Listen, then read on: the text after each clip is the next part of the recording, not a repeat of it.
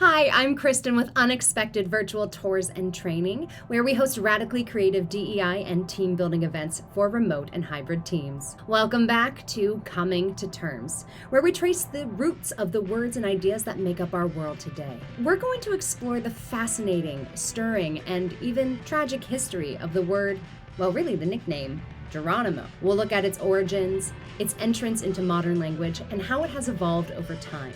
So click on this video and subscribe to our channel, and let's come to terms with Geronimo.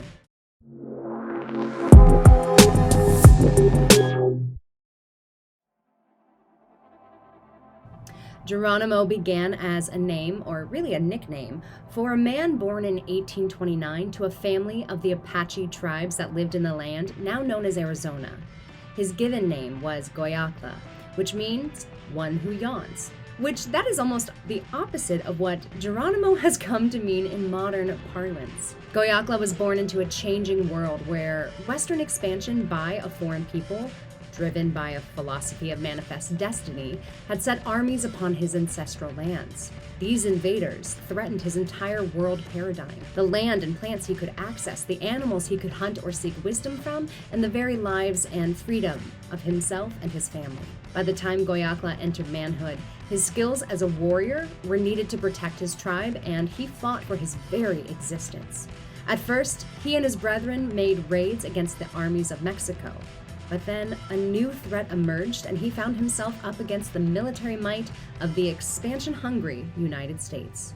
By all accounts, Goyakla was a mighty and fearless warrior, and the bane of his enemies. The story goes that during an especially daring raid against Mexican soldiers, his sudden attack drew such fear that the soldiers yelled for the protection of Saint Jerome. But the name Jerome, or its Spanish equivalent, would likely have been unfamiliar to the attacking tribe, and Jerome became Geronimo. So now we've gone from one who yawns to a warrior's nickname that was born of an enemy's fearless cries. But it still doesn't really bring us to seeing how Geronimo became a popular exclamation used by individuals when taking risks or leaping into an uncertain situation. As with so many things in our culture, for that connection, we'll need to head to the movies. In 1939, Hollywood released a movie called Geronimo that told a fictionalized version of Goyakla's story. In the movie, Geronimo is feared by white expansionists, pushing deeper into Apache territory, and during a big battle scene, several settlers yell his name in alarm just as the warriors descend upon a wagon train. Putting any questions about the movie's historical accuracy aside, we can say the release was a hit, especially with one young man that would go on to serve in the 501st Airborne Infantry Regiment in World War II. For some time now, the 501st Airborne's motto has been Geronimo. The motto dates back to 1940 and brings us to the connection we're looking for. Here's the story as it's told. The night before a big jump, some U.S. paratroopers at Fort Benning happened to have watched that widely released film that we just discussed, and one paratrooper was inspired by the film to shout the name Geronimo as he jumped to show his bravery.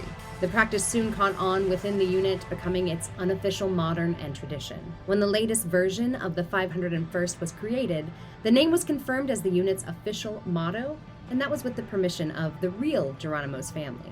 This motto, adopted during wartime, created a powerful association with bravery and daring. Over time, it became a way to express a fearless attitude, as if summoning the spirit of the Apache warrior himself.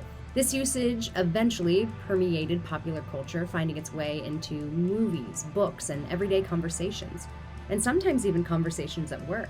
Perhaps getting evoked when you're about to step into a big presentation or leap into a new project or launch. Geronimo's fierce resistance against Mexican and then American expansion into ancestral Apache territories has forever earned him a place in American folklore, and his legacy of fearlessness lives on in the exclamation that bears his name. Even though Geronimo's family gave permission to the 501st Airborne to use his name for their motto, some Native Americans object to its use today. Many people associate it with bravery and honor, but others say it reinforces stereotypes of Native Americans as being an enemy to America. This was especially true when the US government used the name Geronimo as a code name in the killing of Osama bin Laden. So with that in mind, we hope that you use it with respect and with a mindfulness of the literal battles that one man and his tribe faced. That's all our time for now, but we'd love to keep the conversation going in the comments. We hope this video has shed light on the roots of how our language evolves. To find our blogs, newsletters, and more information about our live and immersive virtual events, like our Indigenous and Native American Heritage Month experience, visit our website, unexpectedvirtualtours.com. Until next time, stay informed, stay inspired, and stay in touch.